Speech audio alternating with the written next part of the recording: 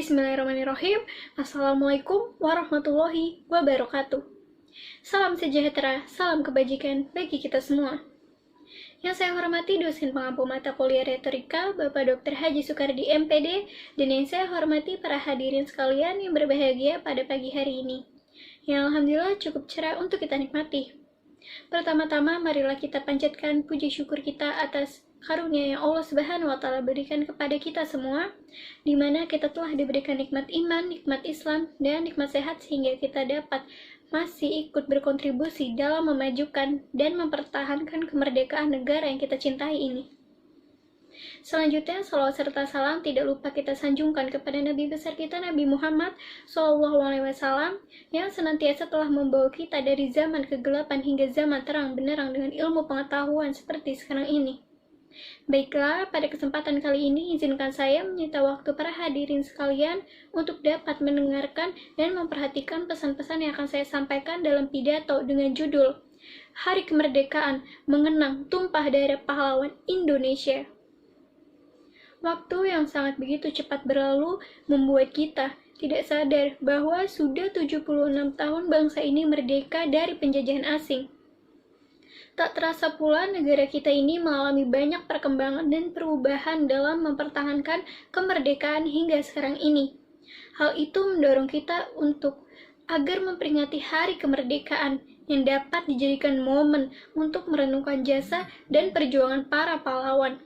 Sekaligus merenungkan kembali bagaimana kondisi negara ini, apakah merdeka yang dikatakan sudah sepenuhnya dirasakan? Atau justru malah terjadi secara tidak langsung oleh zaman teknologi ini. Seperti yang kita ketahui, setiap tanggal 17 Agustus, negara kita berpesta untuk memeriahkan Hari Kemerdekaan. 17 Agustus merupakan hari di mana seluruh bangsa Indonesia mengenang kembali jasa-jasa para pahlawan yang telah meraih kemerdekaan. Diadakannya upacara dan ucapan rasa syukur, bangga, serta bahagia atas kedamaian dan ketentraman negara kita.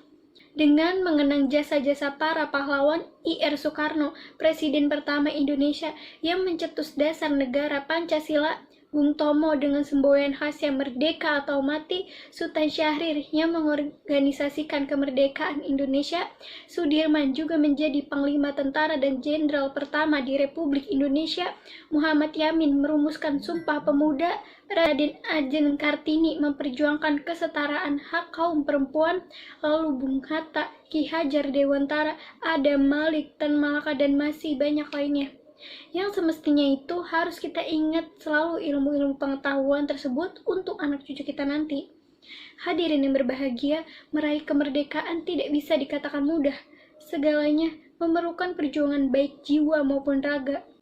Beribu-ribu tahun negara kita dijajah, diinjak-injak, dan dirampas kemerdekaan dan kesejahteraannya oleh para penjajah yang kejam. Namun, bak ulat tak selamanya menjadi ulat. Akhirnya, para pahlawan berhasil meraih kemerdekaan dengan kerja keras serta kegigihannya. Jalan Pangsahan Timur yang telah menjadi saksi bisu diumumkannya secara tegas proklamasi untuk pertama kalinya. Akhirnya para pejuang dapat mengibarkan sangsaka merah putih dengan bangga diiringi lagu kebangsaan Indonesia Raya. Di momen Hari Kemerdekaan Republik Indonesia terjadi setiap setahun sekali, di mana pada umumnya itu kita hanya merayakan dengan berbagai lomba atau acara panggung musik. Jika kita cermati di antaranya itu, semuanya tidak ada hubungannya langsung dengan filosofi perjuangan para pahlawan untuk kemerdekaan negara ini. Mungkin memang sah-sah saja mengadakan lomba ataupun panggung musik untuk merayakan, tetapi alangkah baiknya jika kita melakukan hal tersebut bisa dijadikan sarana untuk merenungi bagaimana jasa para pahlawan yang memperjuangkan kemerdekaan negara ini yang kita cintai. Maka dari itu, pada hari yang bahagia itu, mari kita kenang kembali jasa para pahlawan yang berhasil menghantarkan kemerdekaan negara ini demi membebaskan kita dari belenggu penjajahan negara asing yang kejam. Dan sudah semestinya kita sebagai bangsa Indonesia dapat menghargai dengan mengisi hari kemerdekaan ini dengan berbagai hal positif atau semangat dan memiliki rasa nasionalisme yang besar, sehingga kita dapat ikut andil dalam memeriahkan dan mempertahankan kemerdekaan. Semangat dan rasa nasionalisme yang tinggi dapat kita wujudkan dalam berbagai hal. Namun, hal yang paling pokok bagi kita sebagai pelajar adalah belajar, belajar, dan belajar. Agar kita dapat memberikan kebanggaan kepada bangsa kita sehingga kita dapat ikut serta mengharumkan nama bangsa Indonesia.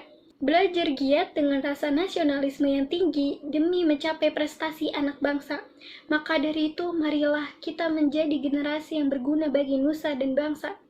Untuk menutup pidato kali ini, saya akan memberikan beberapa patah kata dan mengajak kembali kepada para hadirin sekalian untuk dapat menjadikan momen hari kemerdekaan ini sebagai ajang untuk meresolusi atau merencanakan kontribusi kecil apa yang akan kita lakukan agar kemerdekaan ini tetap terjaga. Senantiasa agar negara ini damai, tentram, dan sejahtera. Kita berdoa kepada Tuhan Yang Maha Esa agar kemerdekaan ini dapat dirasakan hingga anak cucu kita nanti. Cukup sekian dari saya, terima kasih banyak atas waktu dan perhatiannya. Semoga apa yang saya sampaikan dapat mengubah cara pandang masyarakat dalam mengenang tumpah darah pahlawan kita demi kemerdekaan bangsa ini.